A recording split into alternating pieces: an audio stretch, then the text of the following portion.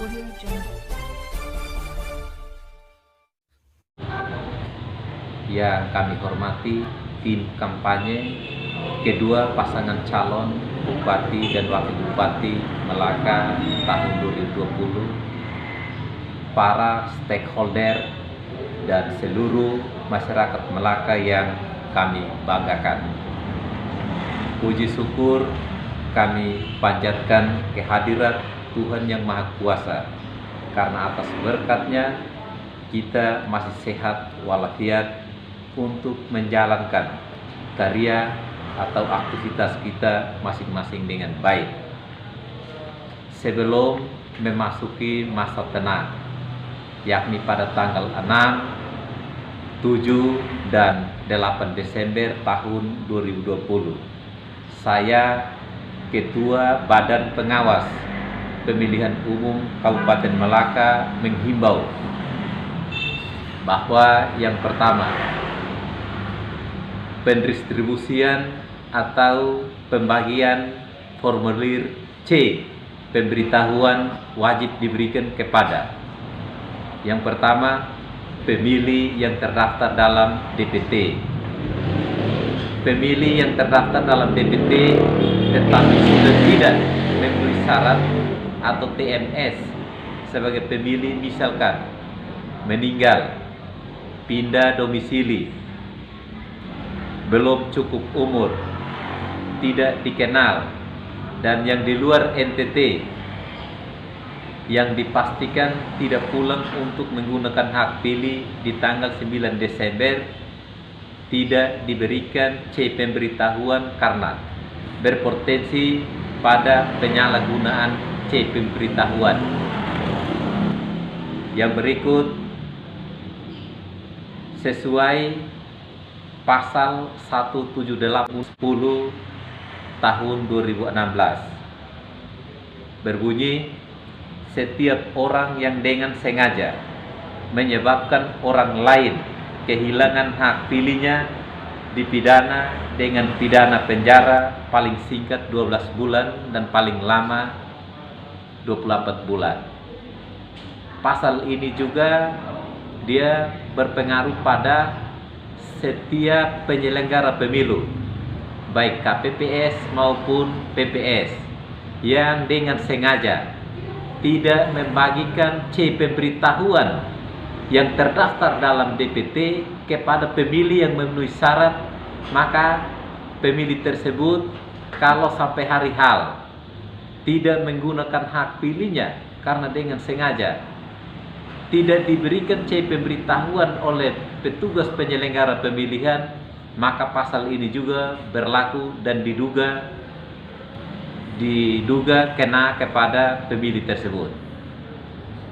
Yang berikut, saya menghimbau lagi bahwa dalam rangka pelaksanaan tugas dan wewenang pengawasan pada tahapan masa tenang dalam pemilihan Bupati dan Wakil Bupati Melaka tahun 2020 disampaikan hal-hal sebagai berikut.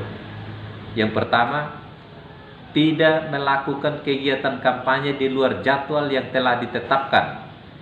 Dalam hal ini, larangan melakukan kegiatan kampanye pada masa tenang, yaitu pada tanggal 6, tanggal 7, dan tanggal 8 Desember 2020.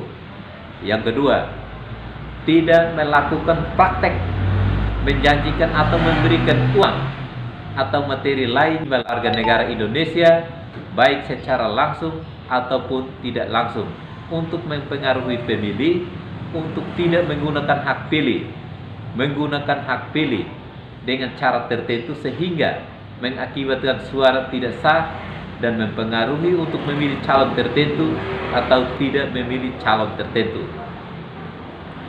Yang ketiga, tidak melibatkan aparatur sipil negara dan kepala desa atau sebutan lain kelurahan dan atau perangkat desa atau sebutan lain perangkat kelurahan terhadap larangan sebagaimana diatur dalam peraturan perundang-undangan. Yang keempat, menghimbau untuk tetap patuh terhadap pelaksanaan pencegahan dan penanganan pelanggaran protokol kesehatan COVID-19 pada hari pemungutan suara. Yang kelima, meminta kepada para pendukung atau tim sukses untuk tetap patuh terhadap pelaksanaan, pencegahan, dan penanganan protokol kesehatan COVID-19 pada hari H pemungutan suara, yakni pada tanggal 9 Desember tahun 2020.